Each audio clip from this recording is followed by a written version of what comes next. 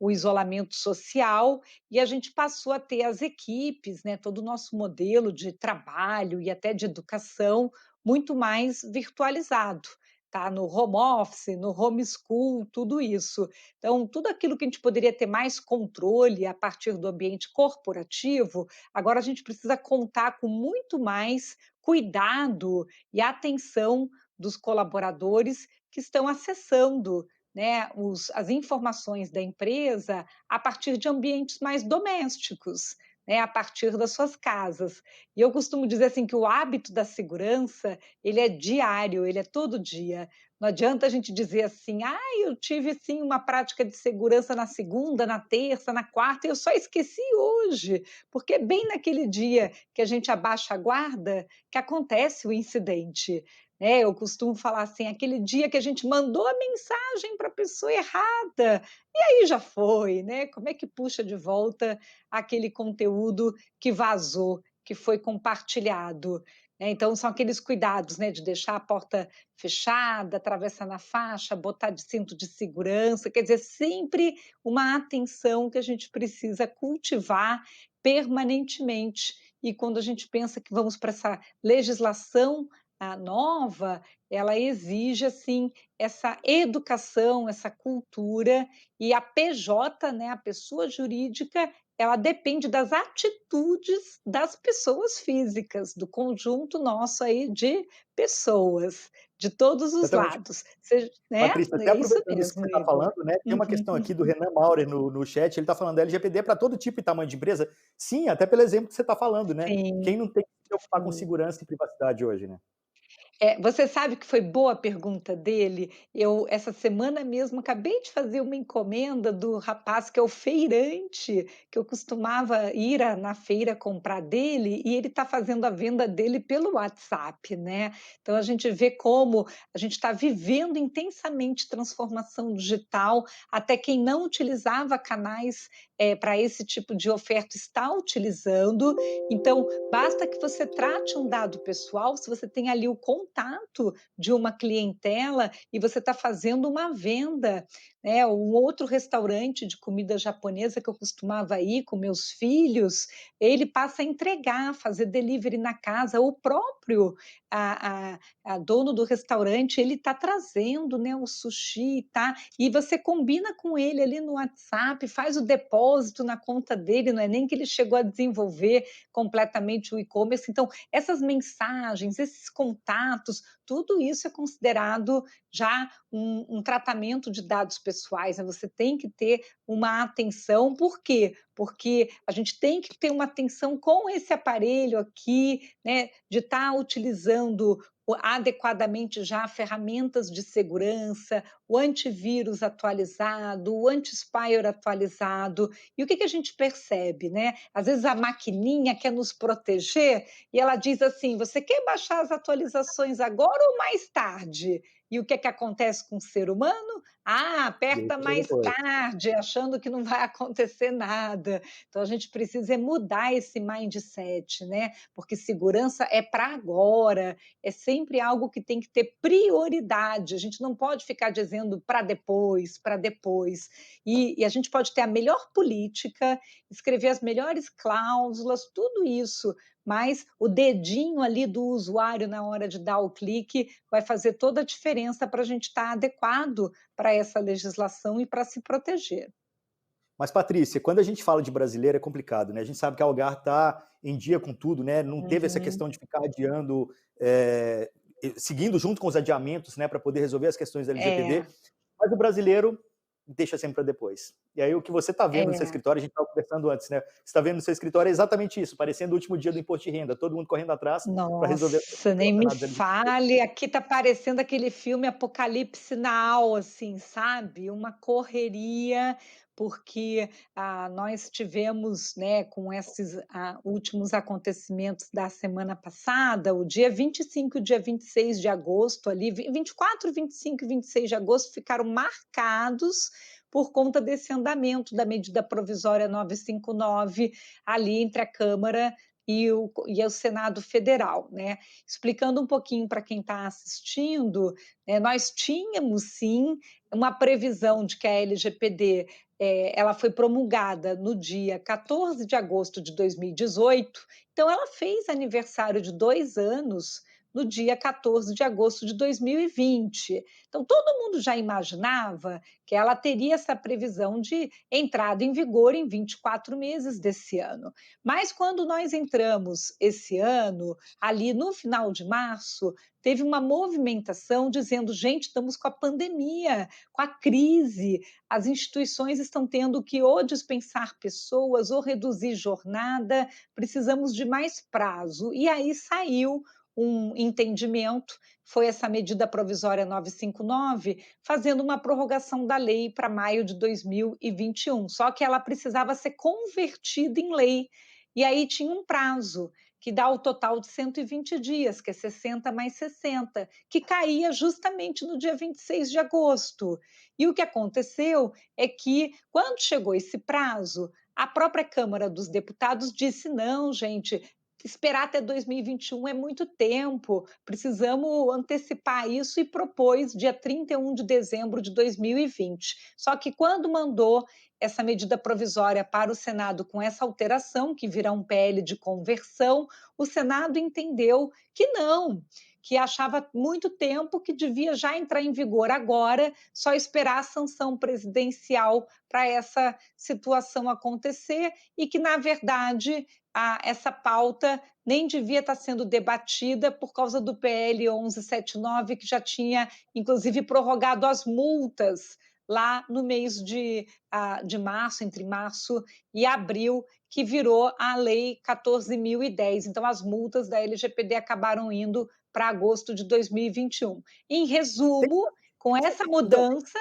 o Senado fez com que a LGPD viesse para setembro, agora setembro de 2020, e fez todo mundo correr, dizer: "Meu Deus, acabou de desprorrogar, o que estava prorrogado desprorrogou". Bem coisas do Brasil. então para resumir mesmo, assim, qual é o status atual? O que está vigente, o que está acontecendo agora, o que as empresas são obrigadas a fazer nesse momento? Então, nesse momento, nós estamos todos obrigados, com a vigência da legislação, ela está considerada, né, o artigo 65 voltou para a redação anterior, só aguardando a sanção presidencial, então vale aquele artigo que dizia 24 meses a partir da promulgação da lei. Isso significa que para a maioria, né, ou seja, todos nós especialistas, a legislação está em vigor a partir do momento em que teve essa decisão do Senado, ali no dia 25 para o dia 26. Mas ela passa a ser exigida com os 15 dias úteis da sanção presidencial. A gente conta o dia 26 de agosto, 15 dias úteis, vai dar o dia 17 de setembro, logo ela passa a ser exigida a partir do dia seguinte, 18 de setembro, né. Então, é assim que nós estamos com relação à entrada em vigor da legislação. Ficou realmente um pouco confuso, porque ficou um vai e vem, né, mas é o que temos nesse momento. E as multas que ficaram prorrogadas para agosto de 2021, mas são as multas específicas da autoridade, da ANPD. Isso quer dizer, eu até tem um slide depois, Igor, se a gente for passar um pouquinho o material para eles, tem um slide com uma matéria que saiu no jornal O Globo, mostrando o posicionamento do Ministério Público, que disse que assim que sair a sanção presidencial, ele já está pronto para sair fiscalizando as empresas, porque a LGPD tem uma previsão, lá no artigo 18, parágrafo 8º, de que os titulares podem fazer reclamação para os órgãos de defesa do consumidor.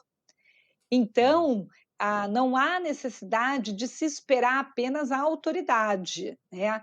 "Ah, dá uma voltadinha aí, por favor". "Ah, tá bom". Esse daí já é aqui é um pouquinho de caso, né, mas quer ver, vai para frente só um pouquinho, passa mais um slide para eu mostrar esse do Ministério Público. Mais um, mais um. Esse. Isso daqui foi uma notícia que saiu né, no jornal ali, no Valor, né, eu falei o Globo, mas foi o Valor, globo.com, e falando ali, ó: "Agora com a entrada em vigor da LGPD, Ministério Público ganha poder".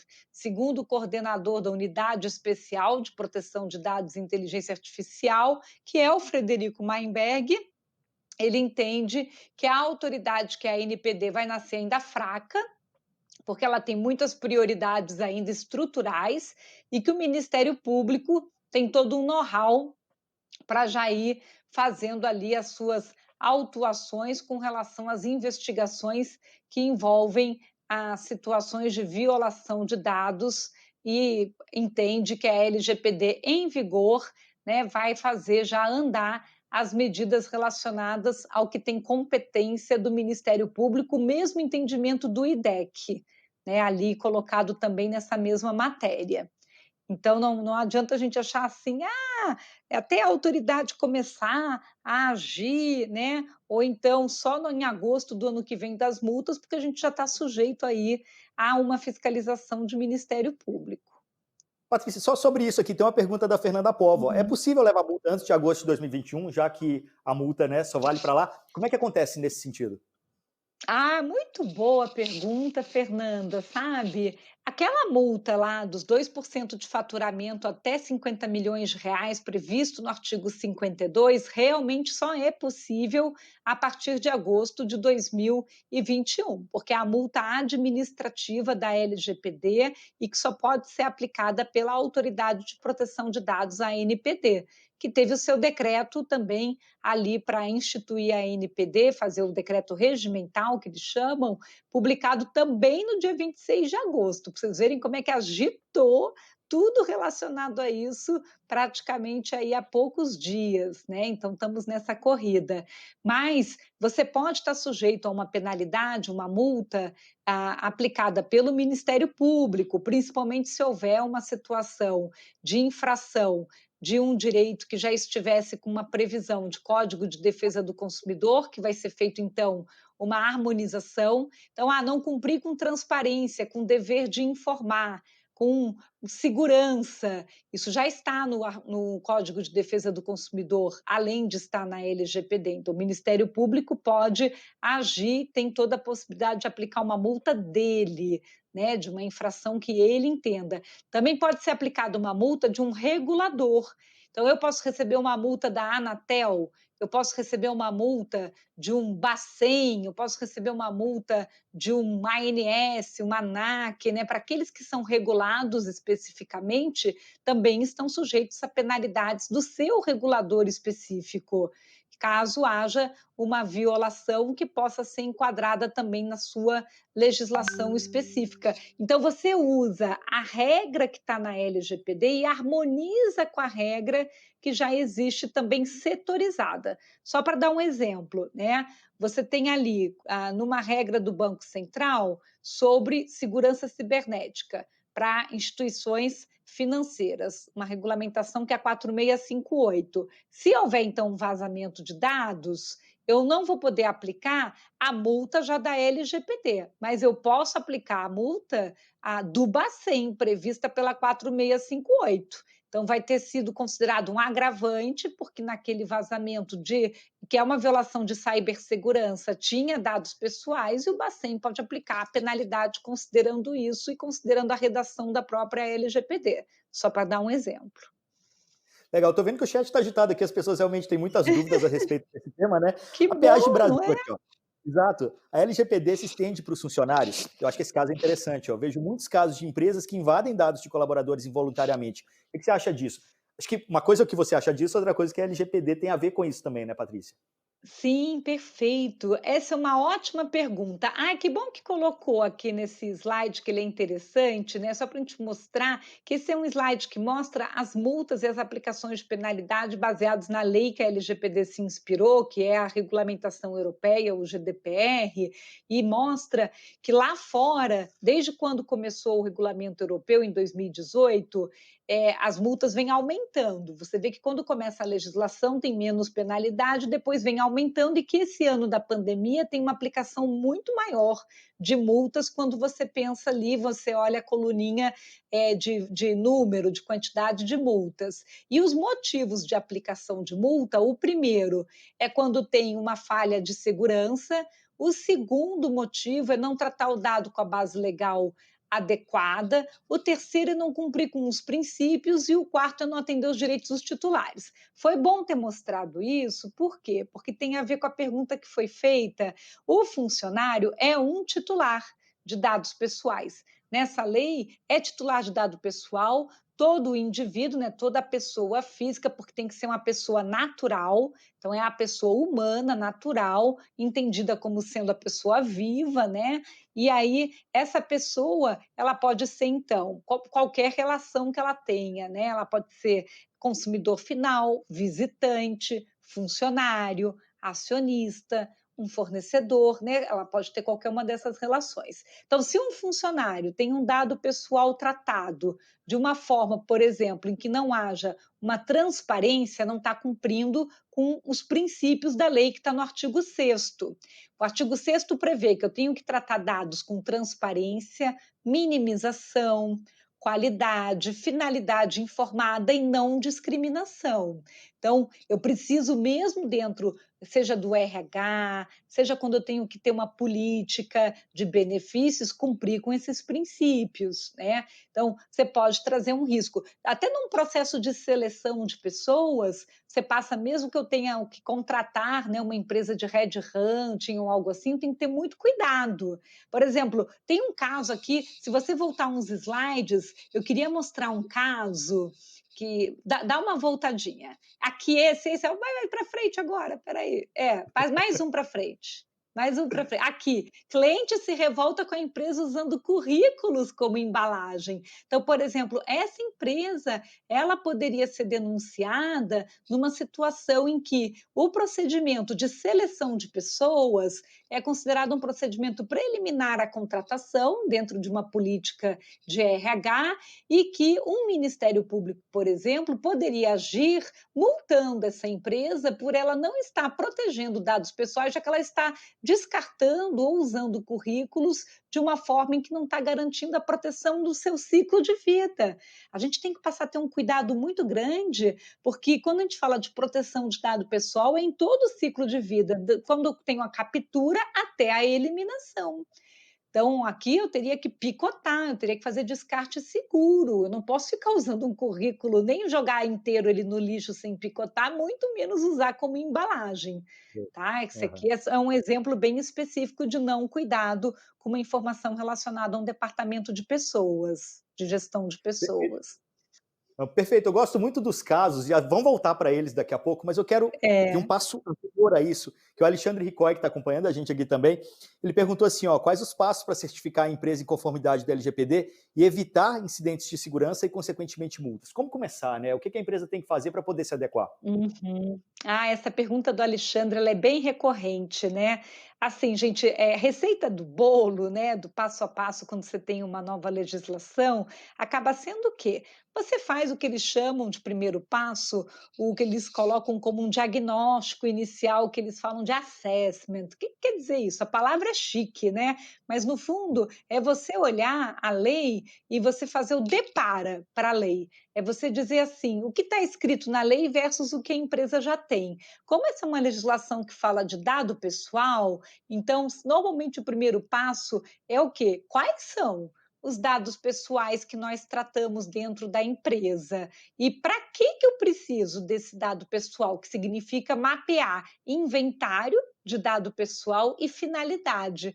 Para que eu preciso desse dado? Eles chamam isso hoje de fazer o registro do fluxo do dado pessoal, que é o ROPA. Isso é uma exigência do artigo 37 da LGPD. Eu tenho que registrar esse fluxo de dados pessoais para eu saber por onde ele passa. Interessante, você botou esse slidezinho meu aí, né? A gente tem a lei, então, com 65 artigos, ela trata de 6 domínios, né? Então, ela fala da governança dos dados pessoais. Então, o primeiro passo é eu entender assim, quais são meus dados pessoais para eu poder trabalhar o que a lei exige de governança. Aí eu tenho que fazer uma gestão. Eu não posso dizer assim que eu não sei quais são os dados pessoais que a gente tem e não sei onde eles estão, como é que fica o ciclo de vida, por quanto tempo eu guardo, o que está parando no arquivo, o que é o meu legado que eu estou guardando para trás. Então, a gente faz uma fotografia. E aí você vai fazer a avaliação para dizer aonde tem dados pessoais, eu tenho que guardar com segurança.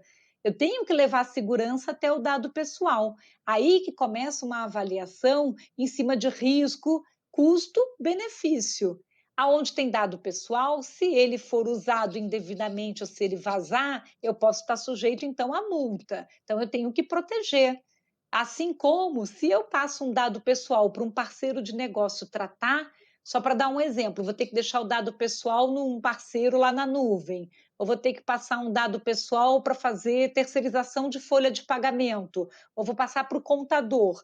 Todos esses meus parceiros de negócios passam a ter que ter uma cláusula no contrato de que eles se comprometem também a proteger o dado pessoal da mesma maneira, a usar de forma limitada, apenas para o propósito que ficou combinado. Então, aí você vai trabalhar a gestão de risco do dado pessoal dentro da empresa e a gestão de risco do dado pessoal no terceiro. E aí, a última etapa da lei é o que eu faço se acontecer um incidente. Como que eu lido com a resposta a incidente? Eu comecei dizendo aqui na nossa conversa que a gente, de repente, acorda de manhã, está ainda sonolento, mandou uma mensagem para a pessoa errada, foi uma planilha, né, com nome, CPF, e-mail e vai saber o que mais na planilha para a pessoa errada. Isso já é um incidente de Claro. vazamento de dado pessoal, né? Então, aqui mostra justamente melhores práticas de segurança adotadas para se aumentar o nível de controle, de segurança. E quando acontecer um incidente, essa lei tem um artigo específico, que é o 48, que diz que você passa a ter um dever de reportar. Eu não vou poder tratar o incidente dentro de casa assim, sabe, caladinho, boca miúda, não conta para ninguém. Quer dizer, eu tenho que reportar o incidente se ele tiver vazamento de dados pessoais para a autoridade e avisar os próprios titulares envolvidos de que providências estão sendo tomadas para minimizar danos relacionados àquele incidente, né? Então, o que aconteceu, por que aconteceu, o que eu estou fazendo para que não aconteça de novo, tem todo um procedimento. Então, passo um, fazer a fotografia. Como que eu estou? Que dado pessoal que eu tenho, para que eu uso, onde que está esse dado, né? Como é que eu vou trabalhar para fazer o depara com a lei. Passo 2, vou implementar esse plano de ação para ficar em conformidade com a legislação. Passo 3 é a governança. É isso que a gente faz. Perfeito. Conta aí no chat em que estágio sua empresa está. Espero que a grande maioria responda que já esteja no 3, né, Patrícia? Ó, vou inclusive juntar É, 3 perguntas agora que estão relacionadas do Marcelo Milanello. Ele pergunta assim, ó, a LGPD é aplicável a todas as empresas, independente do seu ramo de atividade? A Priscila Andrade perguntou sim. algo semelhante. E o Ayrton Lima pergunta assim, ó, a fiscalização ocorrerá sempre por denúncia? Caberá às empresas provar que adotam os critérios necessários para a proteção desses dados? Então vamos lá. Aplicável para todos? Como que vai ser a questão da fiscalização? Sim, gente, número um, a nossa lei já disse claramente que ela é aplicável para toda e qualquer empresa pública e privada, de qualquer tamanho e porte. E estando no Brasil ou fora do Brasil, ela tem efeitos extraterritoriais, desde que você trate dados pessoais a partir de uma relação de tratamento com o Brasil. Então, se você oferta produto e serviço aqui para o Brasil, de repente, um hotel que está lá na Europa, uma companhia aérea oferecendo produto e serviço aqui para o Brasil e captura esse dado através do site daqui, de lá para cá, né? De alguém daqui para ir para lá, ela já vai estar sujeita à legislação brasileira. Então, ela afeta a pequena empresa, ela afeta startup, ela afeta as fundações, economia mista, todos esses tipos de instituição. Lógico que aí o desafio é sempre maior, né, dependendo do perfil da instituição, logicamente, né. E você tem, né, uma situação hoje que a própria lei trouxe, que na hora em que for aplicada uma multa, tenha lado da dosimetria. Então, na dosimetria, você pode ter uma multa menor, dependendo do tamanho, do porte da instituição. Então, isso existe essa dosimetria prevista ali no artigo 52. Uhum. Eu separei algumas perguntas também que assim que eu sempre ouço por aí. Uma delas é assim: trabalhei numa empresa, tem uma lista ali de funcionários, de contatos, né? De contatos corporativos, e-mails corporativos que eu adquiri numa empresa. Posso usar isso numa outra empresa que eu for? Então, isso é muito interessante, Igor, que você está comentando, né? Porque de quem é aquela relação, né? Quando você pensa os contatos, a relação de clientela, logicamente. Como essa é uma legislação que depende muito justamente desse vínculo e da transparência, né? Quando você tem o contato do comercial, né? Quando você pensa o controlador, então você tem que entender assim. Aquela relação, eu atendia aqueles clientes, mas eram clientes que eram da empresa, apesar de eu ter o relacionamento, e você passa a ter que ele consinta, né, que você tenha ele. Hoje você tem várias pessoas na sua agendinha, está aqui no WhatsApp, está conectado com você no LinkedIn, então você presume que há um interesse, né, que é o legítimo interesse em que se estabeleça uma relação. Aquele titular, né, ele pode exercer direitos do titular, querer entrar dentro de um local e que diga: eu não quero mais ser contactado, eu quero que faça o apagamento dos meus dados. Se ele solicita essa exclusão, você vai realizar essa remoção daquela informação, logicamente. Mas para que você realize isso, você precisa que haja uma verificação de que há autenticação daquele titular, de que foi ele mesmo que pediu esse apagamento, que é essa solicitação de exclusão. Essa não é uma legislação para engessar ou para impedir que a gente utilize as informações, né? Ela é uma legislação para aumentar, na verdade, a transparência na utilização dessas informações, para que a regra fique clara. Então, se você consegue ter lastro, se você consegue definir legitimidade, você consegue dizer da onde que vem aquele contato, você consegue estar em conformidade com a legislação. O problema é uma base de dados que você não sabe a origem, que você não sabe de onde que veio e que você tem aquela dificuldade de quando você vai acionar, vai fazer as ligações, vai fazer aquele ativo ali para ligar e para dar um oi, você pode ter um risco, que é o privacy risk, o risco de privacidade daquela pessoa questionar, né? Mas como é que você tem esse meu contato? E aí, se ela faz uma reclamação depois lá na autoridade, a autoridade vai pedir um esclarecimento por parte da instituição, né? Da onde que vem aquela informação, aquela origem da base de dados. Então, a gente vai passar a ter que ter um cuidado adicional com relação a essas informações. Mas se você hoje possui o relacionamento, sim, você tem uma legitimidade, a não ser que você tenha assinado uma cláusula contratual, e isso acontece nas empresas, de que as informações que você está tendo acesso por relação de trabalho são da empresa. Então, quando você sai da empresa, as informações ficam na empresa, você não pode levá-las com você, senão você iria descumprir regra contratual, regra de confidencialidade, e agora a gente vai começar a ter essas cláusulas em contrato de trabalho, em contrato de prestação de serviço, que são as cláusulas de proteção de dados pessoais. Então, que os dados que a gente tem acesso de clientela, por motivo de trabalho ou prestação de serviço dentro daquela empresa, quando nós sairmos, né, nos desligarmos, não podemos levar conosco por uma questão de proteção do dado pessoal. Exato, eu acho que são duas coisas aí, né, Patrícia? Você resumiu bem essa questão da informação, de onde ela vem. Se eu sei de onde ela vem, É, se eu consigo justificar, a possibilidade de eu poder usar essa informação é grande, né? Ela existe. é E uma outra tranquilo, questão é o é. que é dado pessoal também, né? O que é dado pessoal? Além do nome e sobrenome, que outra informação que eu tenho que caracteriza que isso é um dado pessoal que não pode vazar? Acho que é a outra grande Sim. preocupação, né? Sim, com certeza. A nossa legislação, assim como a europeia, deixou uma definição bem ampla de dado pessoal, que é toda informação que identifica ou é identificável sobre uma pessoa natural. Então, isso faz com que tudo aquilo que a gente associa a alguém que possa gerar a sua identificação direta ou indireta. Então a gente já pensa logo no nome, num telefone, no endereço, o CPF, aí vem outros itens que também estão relacionados, com Mas aí se eu informação tenho, por exemplo, pessoal. nome, se eu tenho nome, sobrenome, CPF, já era.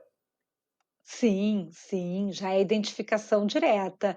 A imagem do rosto, que é dado pessoal, também, né, são todos elementos que são identificadores.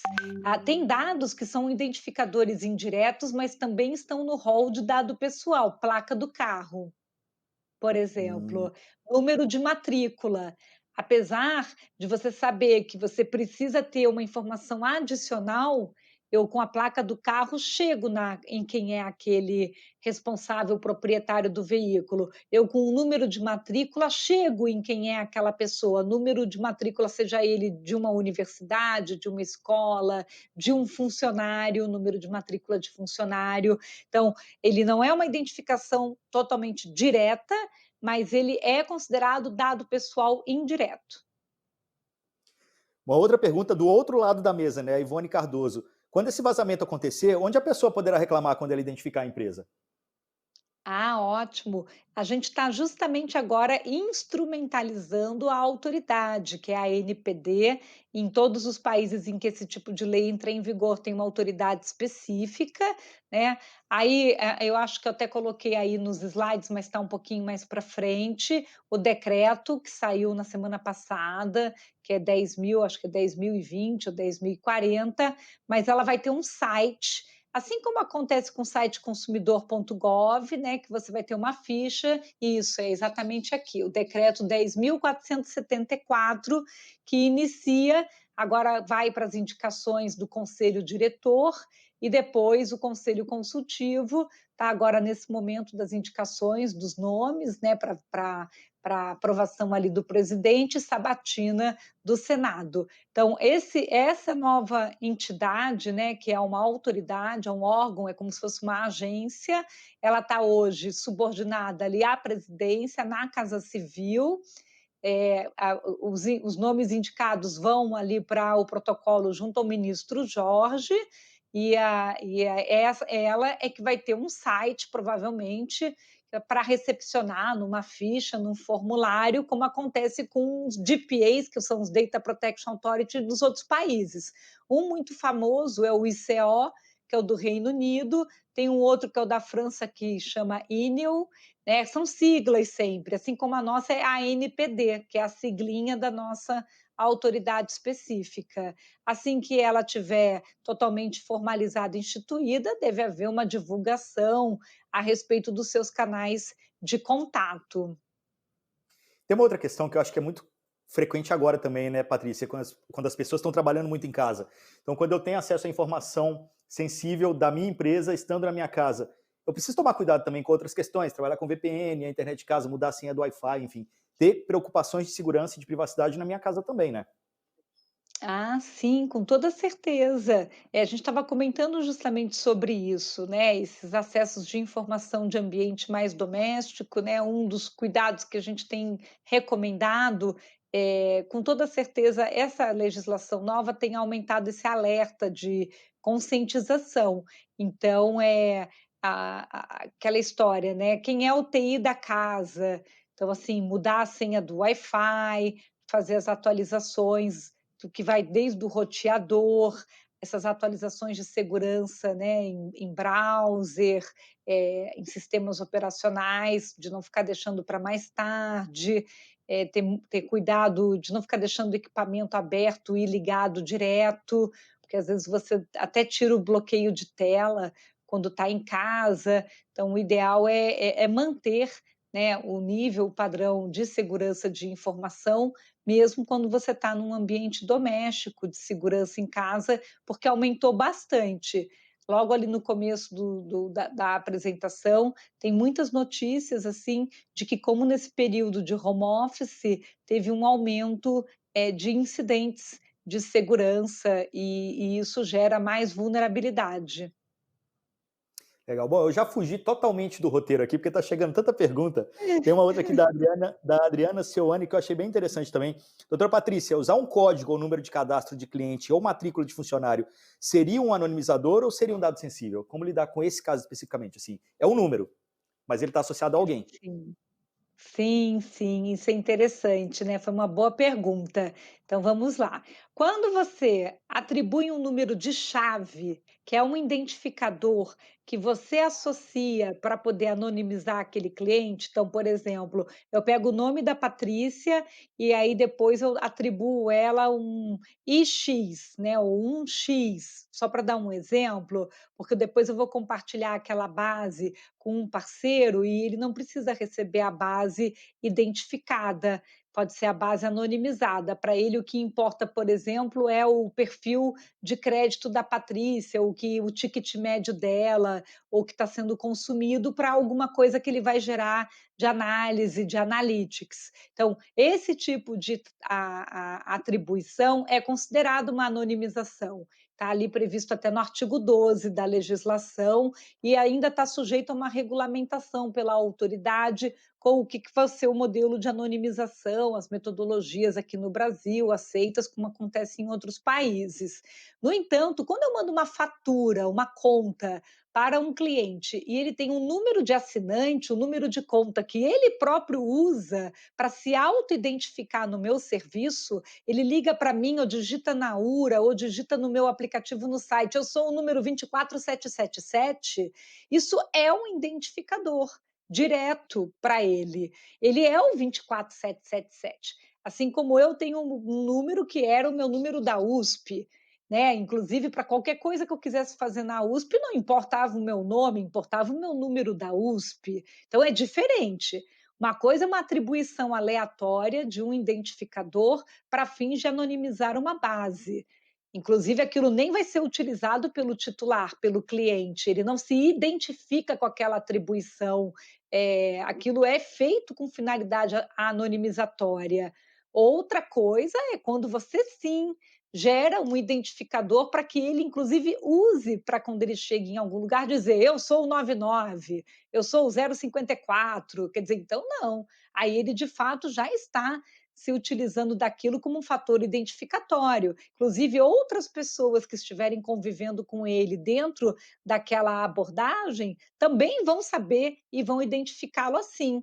E vão conhecê-lo assim. Até é por isso que em determinados tipos de ambiente, às vezes a pessoa não vai saber nem o nome da outra, mas sabe o seu número de identificação, como acontece, né? Minha mãe foi muito tempo comissária de bordo da Varig, que já é extinta, e até hoje, olha que eu sou a filha dela, eu sei o número que era de matrícula dela, da Varig, porque quando a escala ligava, alguma coisa acontecia, ela era o 24974, entendeu? Então, isso não, isso é um identificador, Com certeza. isso é dado Uma outra pessoal. dúvida aqui, exato, uma outra dúvida aqui que eu acho que também é bastante comum do Paulo Sebastian.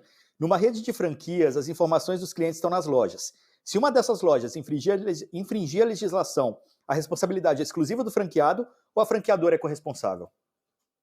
Ai, que boa pergunta. Até vou comentar com vocês. Nós fizemos um guia de melhores práticas de proteção de dados para a ABF, Associação Brasileira de Franquia, lá com o Bruno, tudo.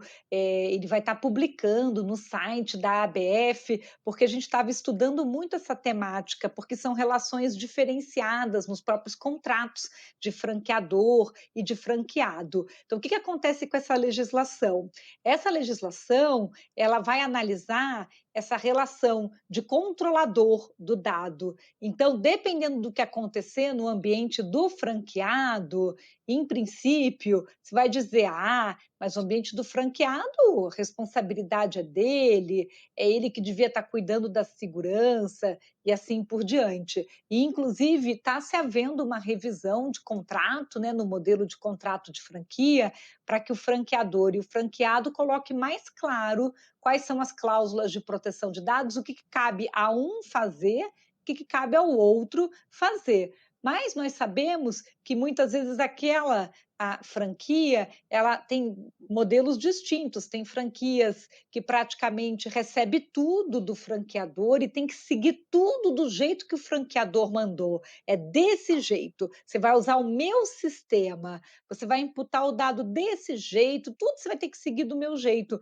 Então, se acontecer um evento, um incidente, se ela estava dentro daquela forma de guideline fechadinho pelo franqueador e aconteceu um incidente que mostre que a vulnerabilidade veio pelo setup do franqueador, a responsabilidade vai ser do franqueador, né? Então, assim, tem que fazer essa análise para saber se estava na camada que cabia a ela no seu ambiente operacionalizar com a sua própria a responsabilidade, ou será algo do setup do que tinha que vir a partir do que o franqueador entrega para ela na rede. Lembrando que se você tem uma API e você tem que ficar submetendo dados, e os dados geram relatórios, às vezes não são só relatórios de resultado de venda, uma coisa é mandar só o resultado de venda, quanto que está sendo faturamento dia, faturamento mês.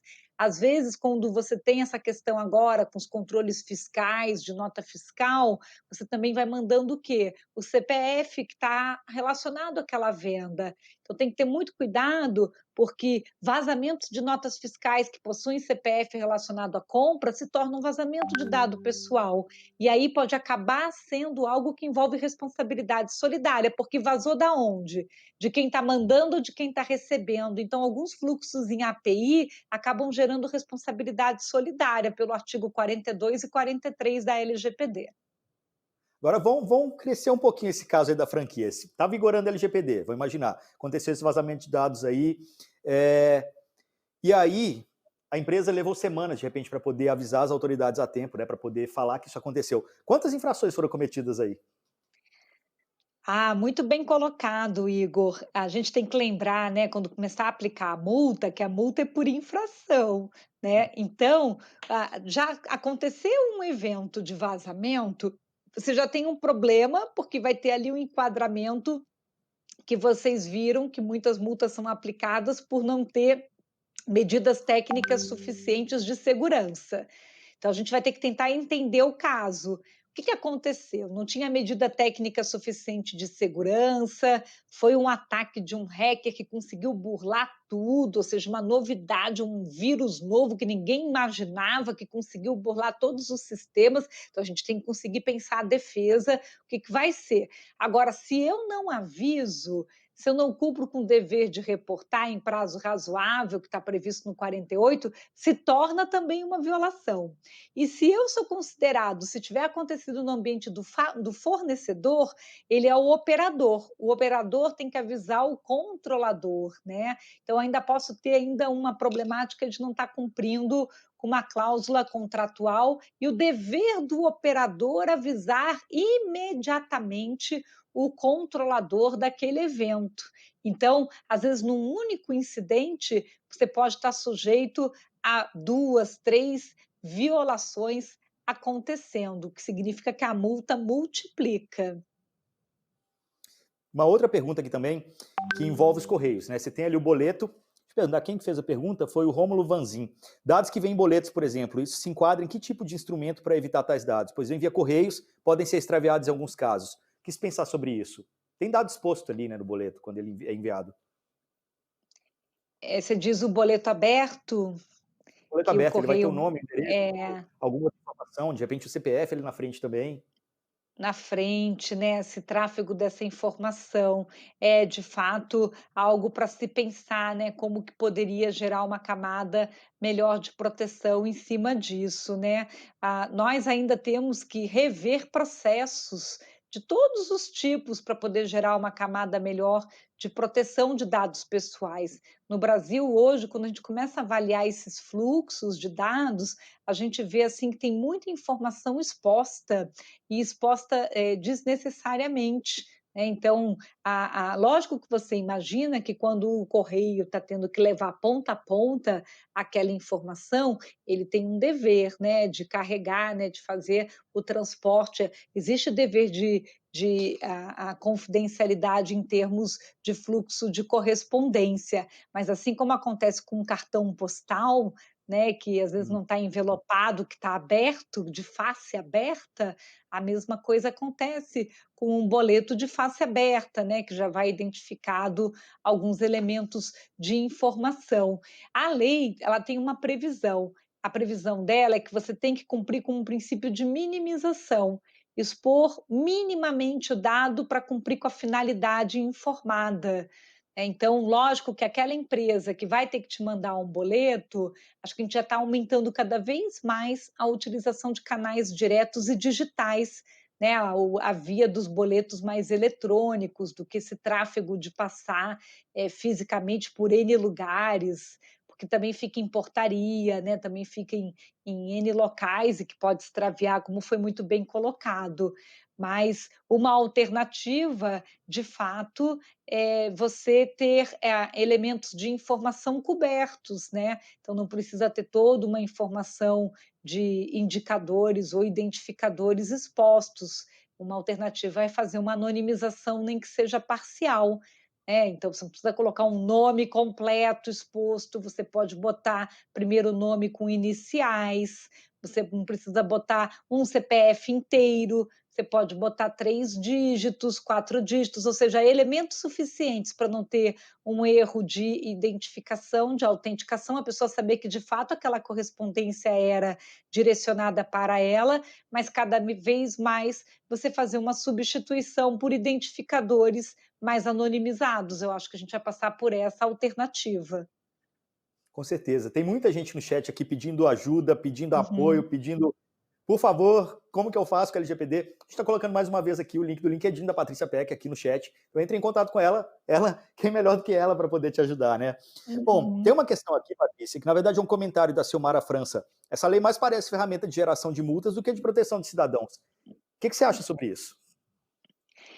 Então, Silmara, sabe o que eu acho, sinceramente, é que se nós já tivéssemos feito alguns deveres de casa, né, tem muita coisa prevista nessa lei que já eram questões que a gente colocou no Decreto do Comércio Eletrônico, que a gente colocou no Marco Civil da Internet. Então, de repente, parece que é muito trabalho de uma vezada só.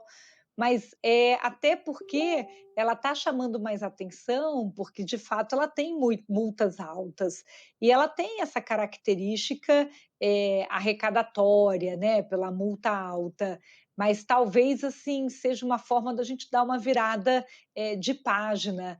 A gente está realmente numa sociedade que tem muito fluxo de dados e, no caso, dentro desse fluxo, os dados pessoais e dentro dos dados pessoais, os dados pessoais sensíveis, principalmente aqueles relacionados a dado de saúde das pessoas, ou que possam ter algum fator que possa gerar uma análise discriminatória, né, quando a gente fala um dado de escolha religiosa, né, um dado relacionado à biometria, que quando você vai para reconhecimento facial pode te dar cor de pele, pode dar a roupa, que aí pode definir, né, escolha religiosa, entre outros. Então, acho que assim, sim, acho que no começo pode ter muito exagero, né, pode ter, sabe, autoridades querendo fazer o crime e castigo, aquela punição, alta, exacerbada, pegar alguns boi de piranha, que a gente chama, para dar exemplo, mas depois eu acho que ela vai ter uma eficiência que nem quando a gente trouxe